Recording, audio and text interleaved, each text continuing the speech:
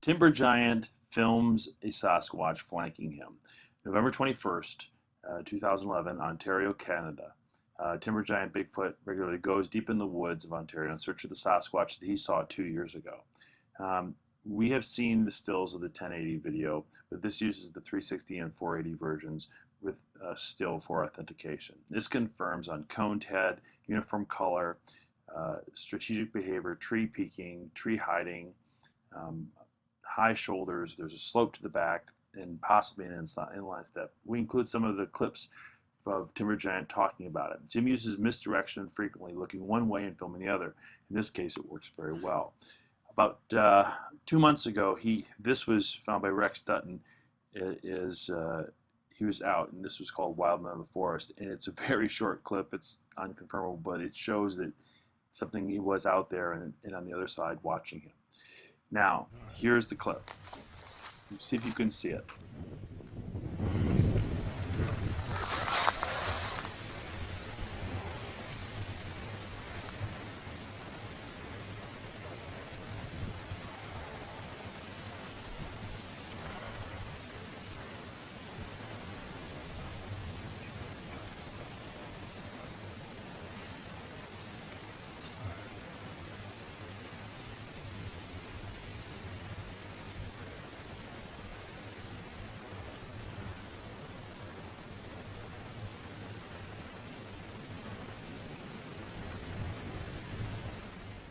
All right, now let's use a still from the 1080 video, and you'll see it. It has a coned head. You kind of see it kind of cresting back there, just like Patty. High shoulders, kind of at the ear. Uniform color, you'll see a sheen on the shoulder. Tree hiding and tree peeking, it's part of the behavior. An inline step with bent legs. Now we'll zoom in and track it on the ridge line for you. Okay, now this is just look for the black dot up there and you'll see what it's trying to do. And it first appears in 2 seconds. Okay, right there. And then there it's kind of going across. And it's just kind of going from tree to tree. All the way out, it disappears for a little bit. And then there's a kind of a break in the forest as it goes to down the hill, and it kind of slows up a little bit as it makes this break, and then it goes down. Step, step. It takes about 13 seconds at this point to go across. So very, very slowly. That's pretty cool. This Bigfoot is stalking Jim, and the Bigfoot is controlling the situation. That's why we don't see them. Let's see if it looks like it's walking on tightrope. Remember, it's trying to be quiet as it repositions. Okay, and we only have the low quality file here, but you can kind of see it. Step, step, swinging the arms around, inline step. The leg is bent on both steps that we see. Bent step, bent step. Pretty cool. It's too hard to see if there would be a slight rise and then pause, but there seems like a pause there, but we can't tell there's a rise. Now, here's Timber Giant talking about why the Sasquatch changed position, and then a bunch of other stuff. Hey everybody, it's Timber Giant Bigfoot. I'm sitting here, I'm coming to you today from the office, and right here I have the video of the creature in the forest. And I'd like to explain what you're going to see and why it turns out being what you see. For one thing, I heard something off to my left, and I'm looking this way, and it's common practice I have now to, wherever I'm looking, I don't necessarily shoot that direction. I'm not shooting like this with the camera, you know, I'm not looking with the camera all the time. I'm holding the camera looking this way, as I'm looking over this way. The monopod is braced on my leg. And I'm looking for something I heard up over here. Never really clearly saw it. And as I'm looking, this thing takes off. And I don't know if it runs or it just walks quickly. That part's not really all that clear, but it made it all the way across the ravine and to an opening where I videoed it quite clearly. And I think while I was videoing this, I was actually probably trailing that spot. I wasn't able to see it, but I was probably it was here, and I was probably looking just to its left as it moved, because I actually moved with the camera, almost like I was following it, but I wasn't following it. I was just looking as I moved. But anyway, the creature comes out into a little opening there in the forest, takes a few steps, disappears, just continues on its way, and it's gone. So I had looked at my camera, seen in the big display there. I thought, oh, I seen something black, which I thought was on a tree. I looked up, I saw it, and I kind of trucked up the tree, up the side of the ravine, and I looked all around, couldn't find it, and I almost immediately dismissed it as a squirrel. I couldn't find any squirrels, but that's what my mind said it was. It looked like a squirrel.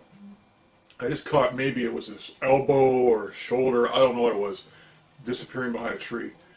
And at that moment it looked like a squirrel. So when I couldn't find anything, I let it go as a squirrel. I looked all around with the camera, didn't find anything. And that was pretty much it. The video of the encounter, the whole video is half an hour long. And or thereabouts, it's quite long. And never saw it again. And well, let's take a look at the video and you'll see how it happened. I'm seeing it. So anyway, just thought I'd make this video and let you know.